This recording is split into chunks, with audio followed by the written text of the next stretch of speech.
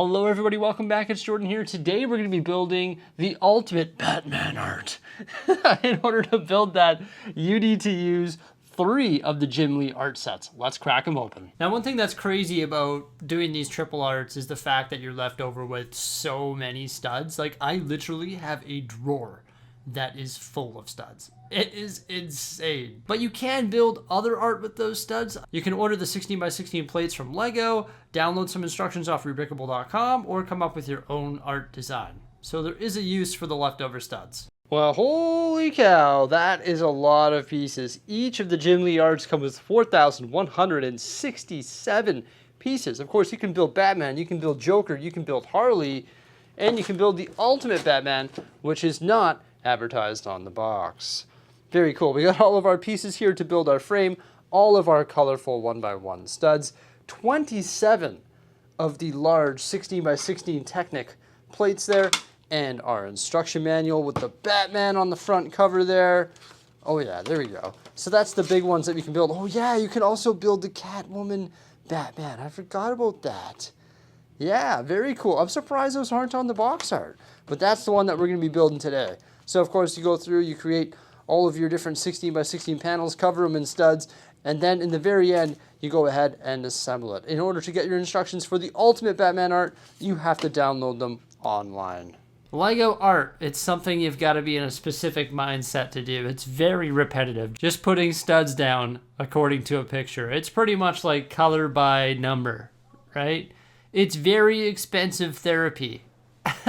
I did build this over the course of a couple months, actually a few months. Just did it panel by panel when I had time, and it was not bad when I broke it up like that. But to sit there and do it for 3, 4, 5, 6 hours, I guess you got to be in a specific mindset. You can turn on some nice music or something like that, and then just get right into it. But this thing is not cheap, right? 3 art sets, that's 450 Canadian dollars. I would always recommend buying this stuff either on sale or when it's double points at the very least, just because building this is very expensive. $450, that's crazy. And you get a lot of studs, and they're not the most valuable pieces, but you do get those 16x16 Technic panels. You also get the Technic components that go into the frame, and then you get a mass amount of 1x16 bricks, 2x16 plates, 1x8 bricks, 1x8 tiles, 1x3 tiles, essentially everything that goes into creating the frame. So those are pretty awesome parts. But always search for them when they're on sale. That's what I would do. Some of the ones that recently retired were on for a tremendous price. Essentially all art sets near the end of their shelf lives always go on sale. I've had these in my backlog forever. And I was looking at my backlog and I was like, you know what? I just got to get this done slowly but surely. And here we are today, getting it done. Do I need instructions for building the frame? No, I do not. I've built enough of these that I know exactly how to build the frame. It's pretty funny. It's been a while since I've actually built art, but I still memorized how to build the frame. Another thing about building art, there's 2 different styles. There's the ones that use the studs, like this one here, and then there's the ones that use the 1x1 circular tiles. The ones that use the studs, if you sit there and build art all day, your thumb starts to hurt. But the tiles are actually a lot easier on your thumbs. Elvis uses tiles, Mickey Mouse uses tiles, and then all the Star Wars ones and everything uses studs, just like the Batman one here. But yeah, definitely after a long period of time, it starts to hurt your fingers putting thousands of studs down onto plates. It's pretty crazy though, because when you're building the individual panels that go into art, it sort of just looks like an obscure mess. Like you don't see what it is. And then you sort of put it together with another panel and another panel, then you get a section of 3, and then you get a section of 6, and then 9, and you're like, oh, now I can see what it is. You hold it from afar, you can see it. But when you look at it up close, you can't even tell what it is. And in the end, the way it all just comes together is awesome. It's just so rewarding. You know, like you've worked so hard on laying down all these studs, and you've sort of gotten bored a few times, and you're like, oh my gosh, when is this ever going to end?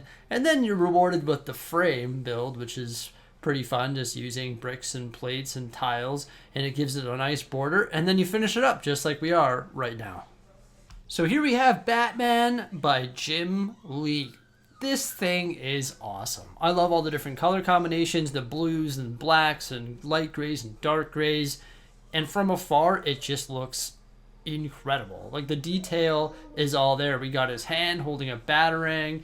the utility belt, and then of course the bat on his chest there. An awesome cape and cowl. I love the color, like the blue and the black and the way it all contrasts together, and like the cloud of smoke behind him with the red and browns and his face. Like, it just looks really good. You know, it's weird though, when you look at it from like really close up, it doesn't look like anything at all, and then as you come away, it's like, oof, that looks really amazing. I'm not sure about the green line, but I guess it sort of is a definitive green line that adds some nice shading to the art set. So we've got some other art sets on the stairwell coming down into the Lego room, like all of the Star Wars ones, the Iron Man one, and of course on the ledge I also have the classic Bricksie, like big brick built name plaque, and that's right below some of the other art sets like my Sig Fig, the Oilers, the Spaceman, Mickey and Minnie, Lightning McQueen, and also the Hogwarts crest, which is a massive art set as well, although I'm not sure why Hufflepuff isn't yellow. Why is it gold? I have no idea. Then we have Joker and Harley Quinn, which is also part of this Jim Lee set.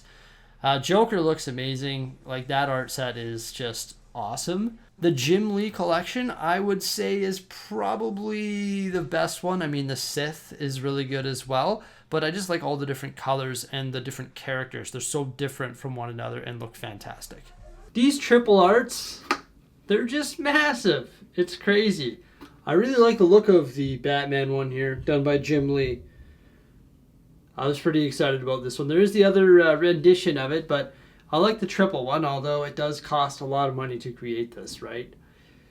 Looks good though. I'm going to hang it with the other ones eventually. I don't know if I'm going to redo all my art, because I actually want to put them on the right side of the wall, because as you come down the stairs they're all on the left side, but I want to put them on the right side.